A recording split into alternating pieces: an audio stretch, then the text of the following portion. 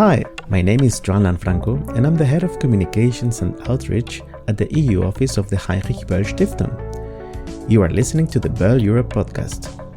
In case you're listening to us for the first time, we are the German Green Political Foundation, affiliated with the German political party Alliance 90 the Greens.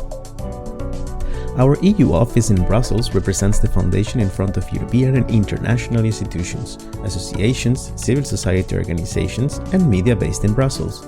For more info about our work, check out our website eu.böll.org. Today on the Böll Europe podcast, we focus on the situation in Argentina, 1 year into the presidency of Javier Milei. Milei, a self-described anarcho-capitalist, surprised Argentina's political establishment and won the presidential elections. He's an admirer of US President-elect Donald Trump and also of tech mogul Elon Musk. And his political platform is characterized by harsh austerity measures and also a very conservative social agenda. Using the rulebook of other illiberal regimes throughout the world when it comes to political communications and dealing with pluralism, his style and policies are making waves worldwide. What is going on in Argentina, and what are the implications for human rights, digital rights, and the environment? We explore these dimensions with 3 Argentinian civil society representatives that visited Brussels in November 2024 to present their case to key EU decision makers and stakeholders. Cecilia Ales is Director for Institutional Development at the Center for Legal and Social Studies, CELS, a leading human rights organization that was created in 1979 during the last dictatorship in Argentina.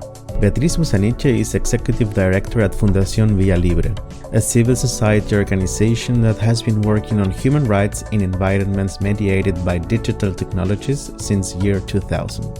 Ariel Slipak is Research Coordinator at the Environment and Natural Resources Foundation, FARN, with a focus on topics related to socio-ecological transition and energy transition.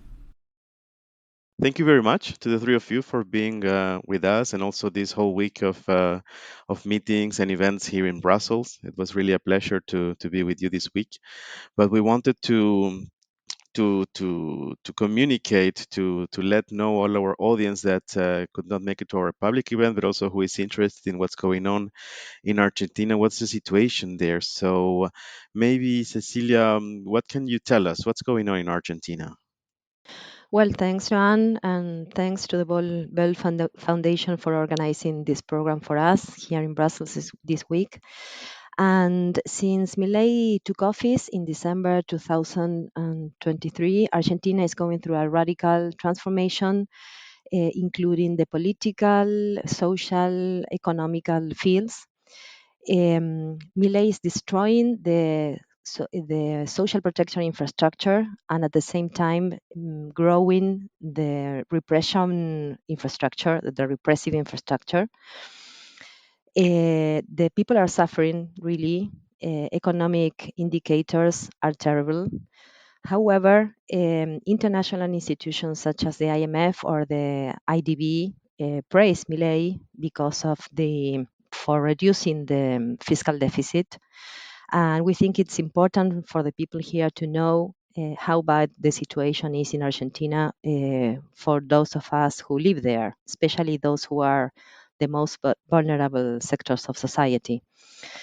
Milei is not alone. He's part of the far-right movement that is present in different governments throughout the world, including America and Europe, in El Salvador, Hungary, Brazil, and the US recently. So he's part of a network that is becoming very, very strong, and we are very worried about that, and we think we have to build a different network of progressive movements and with progressive allies to counter what is going on globally. Milei is dangerous because it's showing traits common to other far-right regimes, including repression and stigmatization of social protests, attacks on freedom of expression, and his silence in public media too. At the same time, we are moving away from the promotion of human rights at regional and international level we are moving away from the pacifist and progressive positions in multilateral fora that Argentina had since the return of democracy, and that is something that worries us also.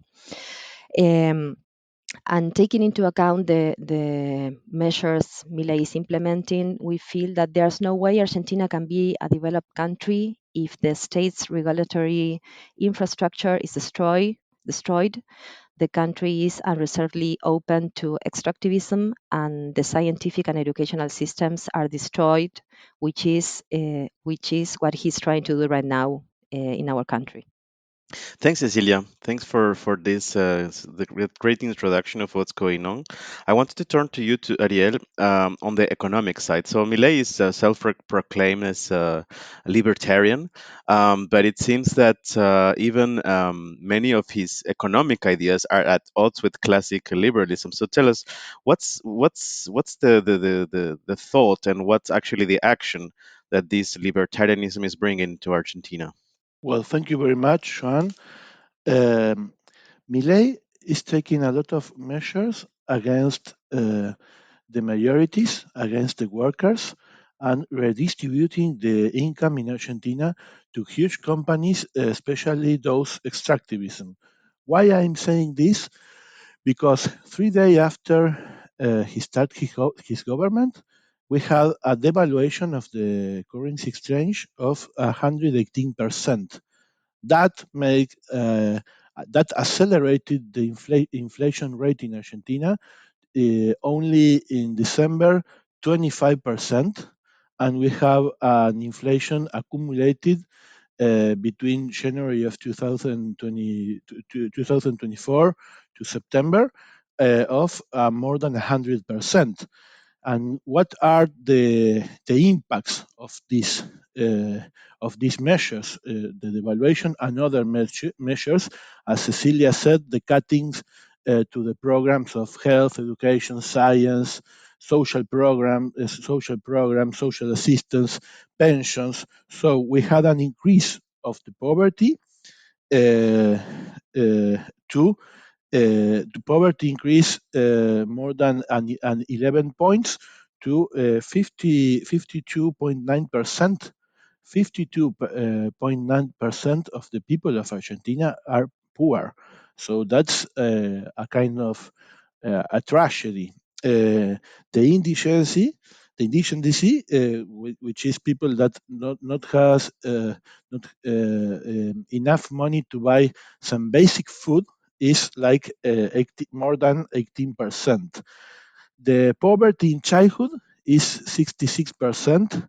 We have an increase during Milei presidency of the unemployment rate to 7.6%, the rate of unemployment, and also pensions are going down, and we have a decrease of the purchase power of the pensions, almost of 20%. So that's a tragedy, because you have a lot of old people that cannot buy medicine, cannot buy food. And we have in Argentina that reflects a lot of people in cities in the streets. Uh, so that's a very sad context of Argentina. Also, in this budget, Milei is cutting taxes to rich people. It's not true that Milei, as a libertarian, is decreasing the intervention of the state in the economy. The state has a lot of policies to redistribute the income and to benefit extractivism and to benefit companies. The inflation projection for the next year is almost around 28%. They are own projections of the government. So also Milei is taking a lot of new measures, for example, new laws to give more financial and currency exchange and fiscal benefits to extractivism companies. So that's in the economical stuff that shows a lot of problems to people and on economical rights, economical and social rights. Thanks, Ariel. We'll come back to the issue of extractivism certainly, but that was a very good picture of also what's going on economic terms. Turning to Beatriz. So, what can you tell us about the digital space, which is one of your areas of expertise, and not only that, but also what impact the cuts that Ariel just mentioned have on education, but also on science. Argentina has been quite and at the forefront of scientific research and with very good public universities renowned all over the world. So, what can you tell us on that regard? Well, if you are listening to what my colleagues are already said, you might be wondering where is resistance coming from. And I can for sure tell you that the movement that is in the streets right now and occupying the universities is the students and professors and scientific areas and education sector, especially the university sector, which is the one that is suffering some of the biggest cuts in this austerity policy that Milei is implementing since he came to office. Just to give you an example of what is happening in Argentina in the education field, the budget for 2024 current year went down in 40%. Our salaries as university professors lost 30% of purchase capacity. There are several faculties that are losing their professors. Just to give you an example, in a moment when Javier Milei and all his crew are praising that Argentina will be leading in the artificial intelligence career, and he's so happily being received by what we usually call the tech bros, like people like Elon Musk and all the big tech in the US. We are in parallel losing professors in critical areas like computer science and engineers. For example, in this year, around 100 professors from the engineering faculty at the University of Buenos Aires quit. They left their positions. For next year, one of the universities in the Buenos Aires province, the National University of Quilmes, is not opening the careers related to computer science just because they don't have professors and they cannot afford the budget. The budget cannot sustain these careers, which are so important for the scientific system. So this trend on cutting budgets and cutting spendings is impacting seriously in the education field, and that has a serious impact in the digital sphere and the capacities that Argentina might have to develop a real and sovereign policy on technology, which I will go more deep into details in a few minutes. But the situation in Argentina regarding science and technology, um, the the science and technology field was an example of development in Argentina. We have professors and that are world class level, recognized publications and research all over the world. And the only positive thing that I could say in this regard is that most of the universities around the world, especially the ones in Latin America, are showing solidarity with our professors and showing support to the situation that we as professors in Argentina, what the situation we are dealing with. Thanks, Bea. Actually, diving into what you just mentioned on digital rights, as you said, Milei has been seen very, very close to what you said, the tech bros, particularly Elon Musk, and seeing some sort of role model. But what does it mean for Argentina to get closer to the sector? What does it mean for digital rights, for AI, for surveillance? What is changing with the new administration, and where do you see the risks for digital rights there? Well, there are three main topics I guess we can address. Of course, there are a lot more, but I would like to address three issues that are especially worrying. The one is this you mentioned, this affinity that Millet has with the tech bros and his, I could. We could describe his view of the technology development as the Californian ideology, as a place absolutely free of regulations. He's very critical to the regulations that are being developed here in Europe regarding the platforms and the AI system. And so his promise to the tech bros and his friends is that Argentina will be a place free, absolutely free of regulations on this kind of technology. So he's promising this, it will be the promised land for these companies. He's promising to give them no regulations, even while there are around 18 projects to regulate artificial intelligence in Congress.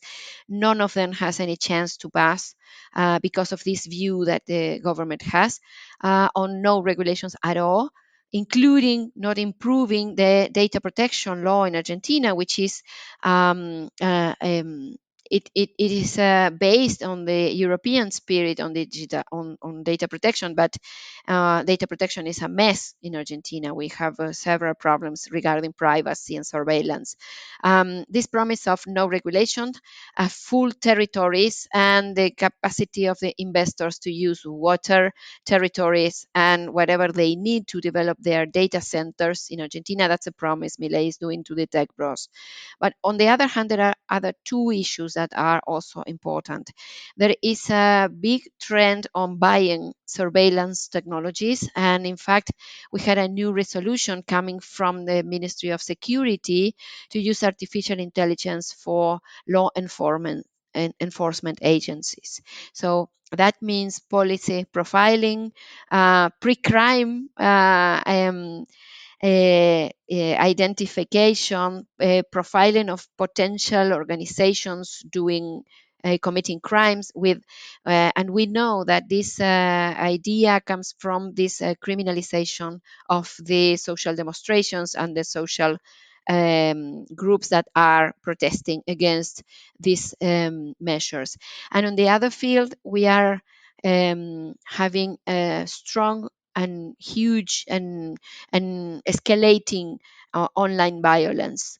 This is not new for Argentina. It's something that is developing since before Milei came to office, but his followers are part of this um, uh, uh, online violence that is especially directed to women and to journalists and to civil society activists. Um, this is we are especially concerned on the chilling effects that this is having, because this violence is being supported, of course, with public money. Most of the more well-known trolls from the troll center supporting Milei are now working at the state level with huge salaries, and they are being paid with funding from the public budget. This also the public budget is increasing for intelligence services, and we know that this money is going to support these attacks online. These technologies that are very invasive and intrusive technologies, and to experiment with AI to profile all of us potential criminals as they in the view of this government. Thanks, Bea, for this insight. Clearly, a curtailing of civil liberties, which brings me also to another important topic, particularly what in Argentina is known as memory, truth, and justice. So the reparation after what the state or the dictatorship rather did in the last dictatorship in Argentina.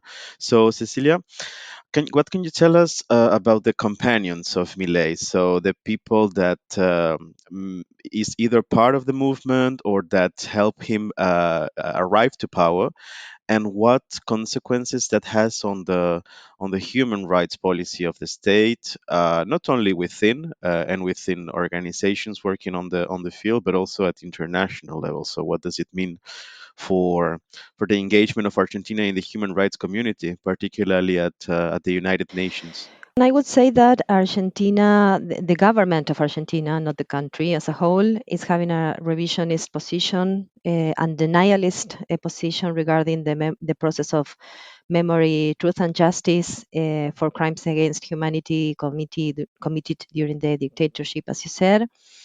I mean, they are trying to reshape the narrative to say that that wasn't a process that led to justice, but to vengeance, and to present the dictators who were um, imprisoned and convicted after a fair trial for very serious crimes, that they are victims of this system of revenge.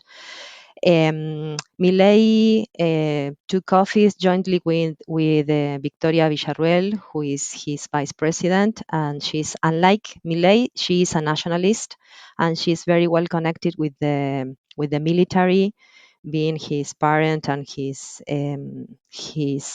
aunt military too, and he's a very intelligent person who is not openly supporting torture or murder, but with this narrative, she is presenting the trials as something unfair. While on the other side, the crimes committed by supposedly terrorists were not tried in the same way. So she's very intelligent in how is trying to reshape this narrative. So we think she's very dangerous too.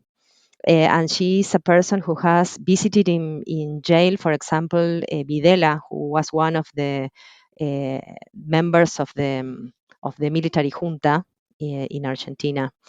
Many things have been going on in the past few months in this area.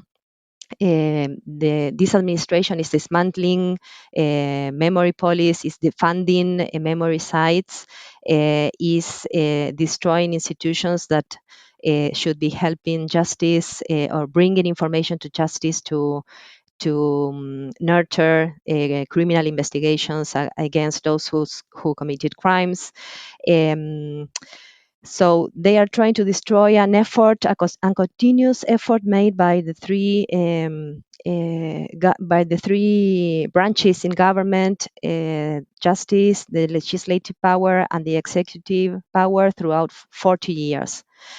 And more openly, more broadly, sorry, Argentina has been an important supporter of human rights institutions, treaties, and agreements in the human rights field, both at the regional level and internationally at the UN.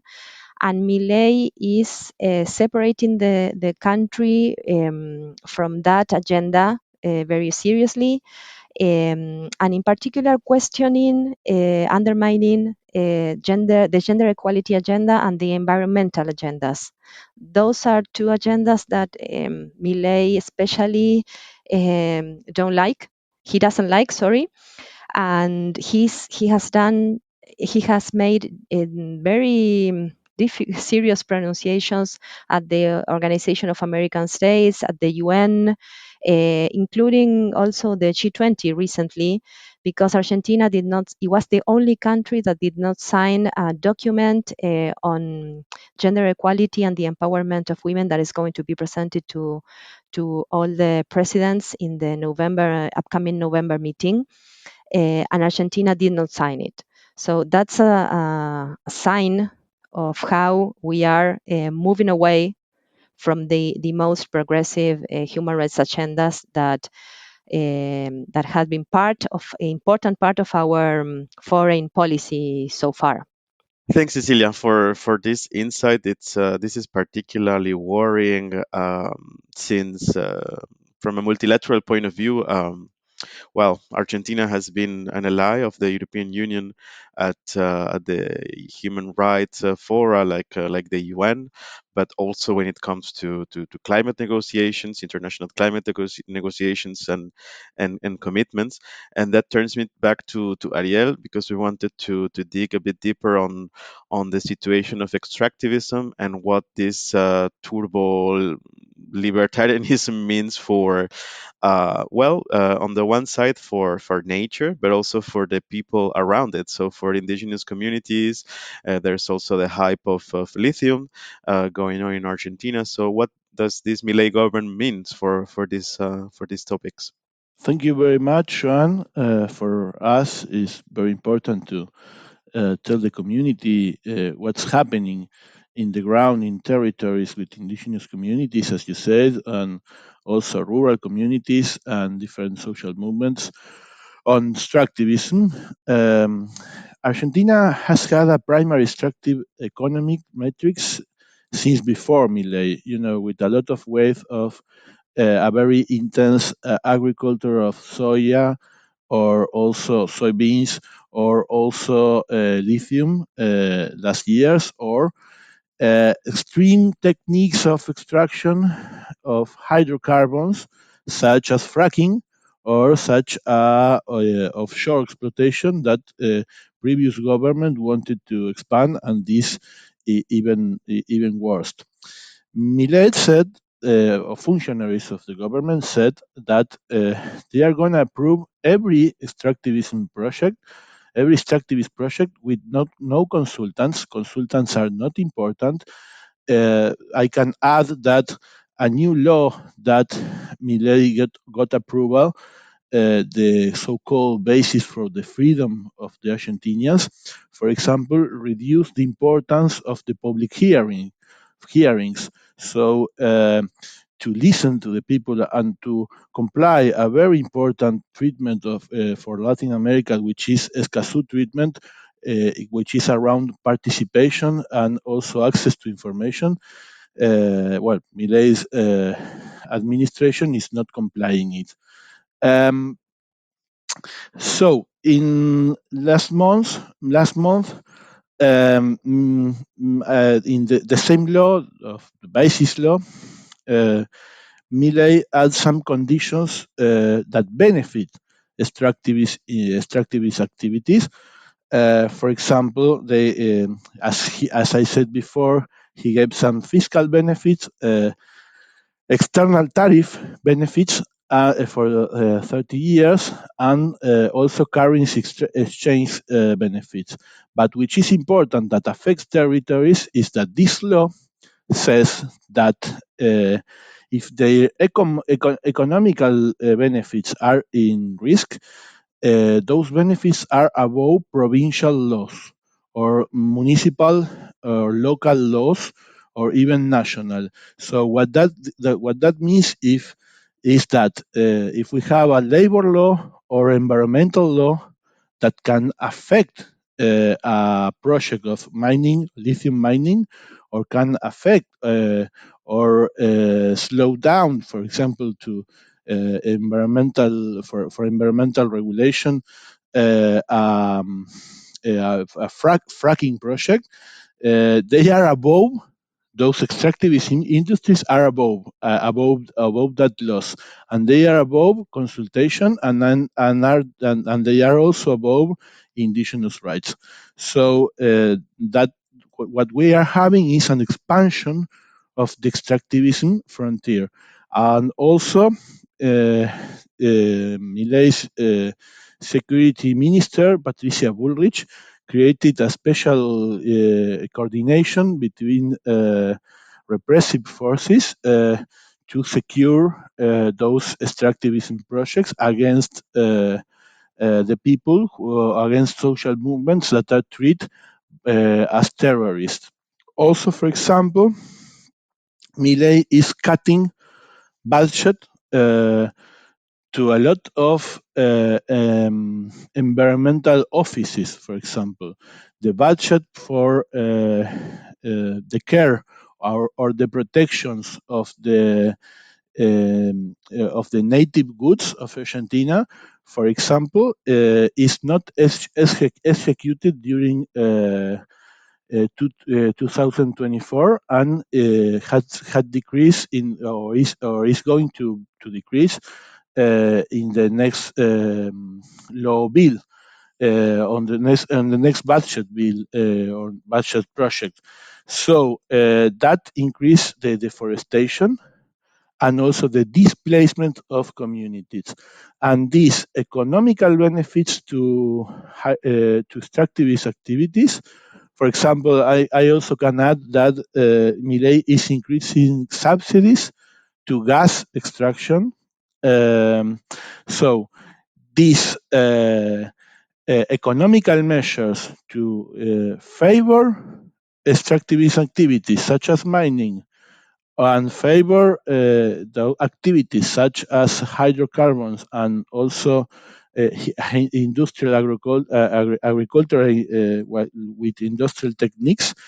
The cutting of program of agroecology, for example, cutting of programs of conservation programs also are in coordination with the increase in the violence that Cecilia mentioned, and also the increase in the vigilance that Beatriz mentioned, and also the persecution against environmental defensors is increasing.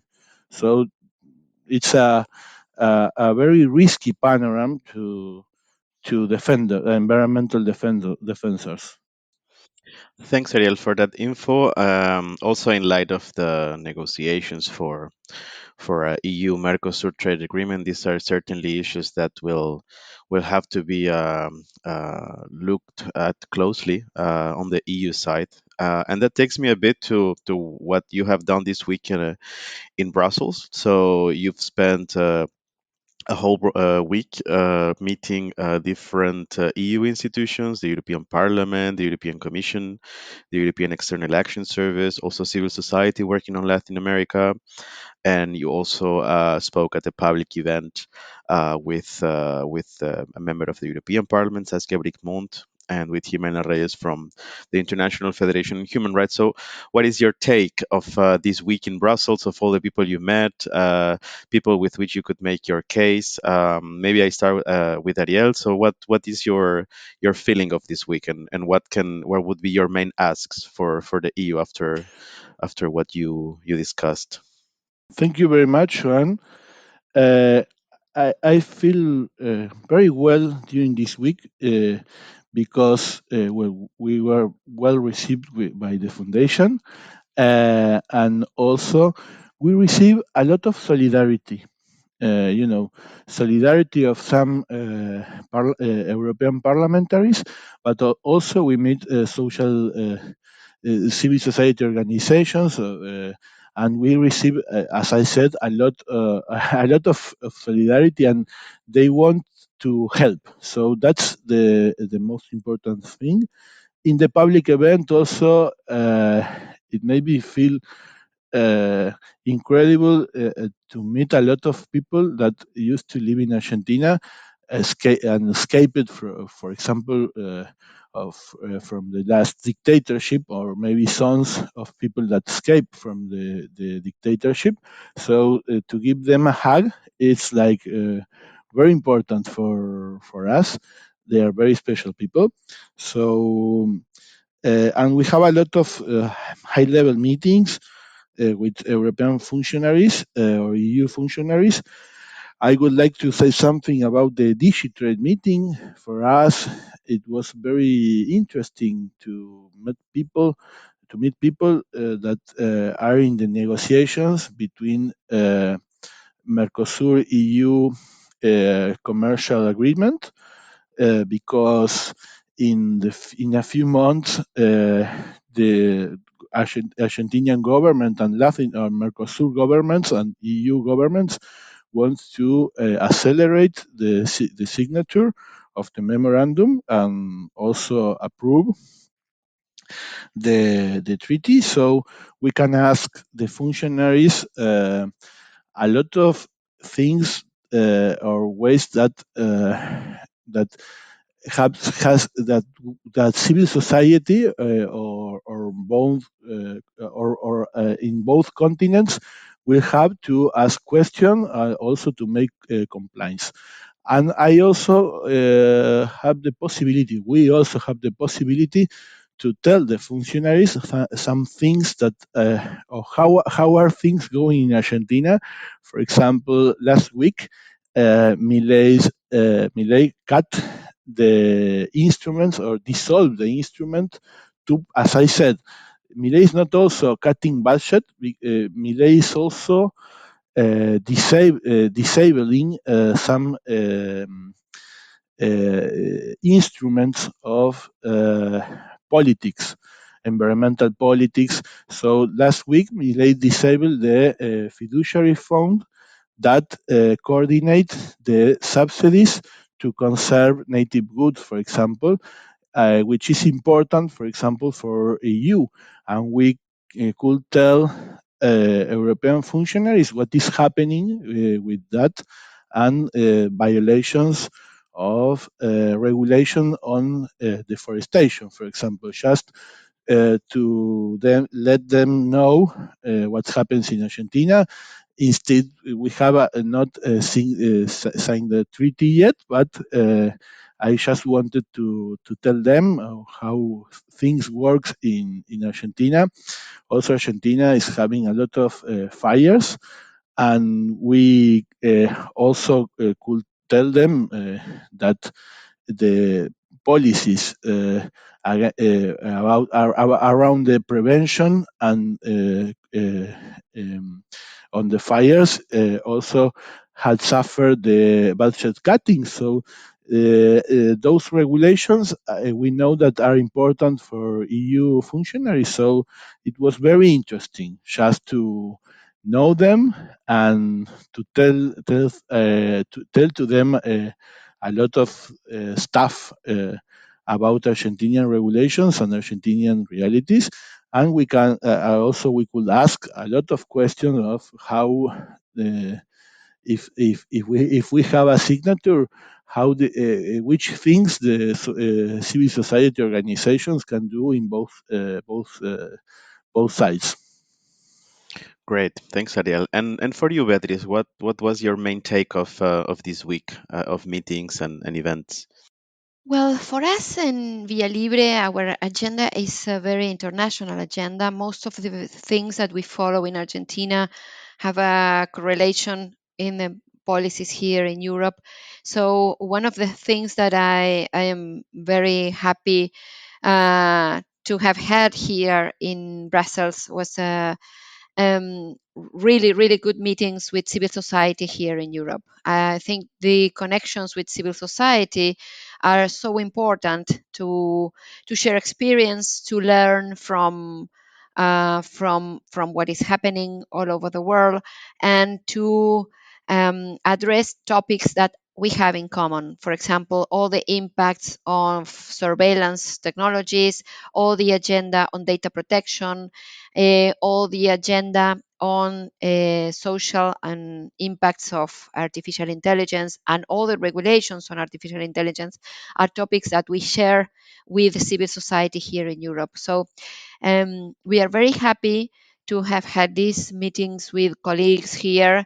Thank you so much to the Foundation for having made that possibility happen, because there's a lot of more things that we believe that we can do together to access to information from both sides when it comes to things like, for example, agreements between European Union and the Mercosur, and this agenda that might be hard to follow from the global south, far away from Argentina, might be easy to follow when you have good insights from here, the European Union. So I would like to stress that civil society here is a very has a strong solidarity with what is happening in Argentina. One of my feelings is that when Bolsonaro came to power in Brazil, a lot of people understood what was happening, paid attention to Brazil, and followed up the human rights implications of that government in Brazil. But I don't see the same thing when it comes to Milei. Milei is somehow the same kind of president as Bolsonaro in Brazil, but somehow it's been seen here in Europe as someone that is doing well with economy, and the rest of the issues are not well covered. So as Ariel already said, I felt a lot of solidarity, and I guess we have to improve our communications with civil society here in Europe to let them know that this current trend in Argentina has and it will have real impact on human rights. And if we agree on some of European values, and as Ursula von der Leyen said when in her last meeting with Milei, that we all share the values, well, might not be the case.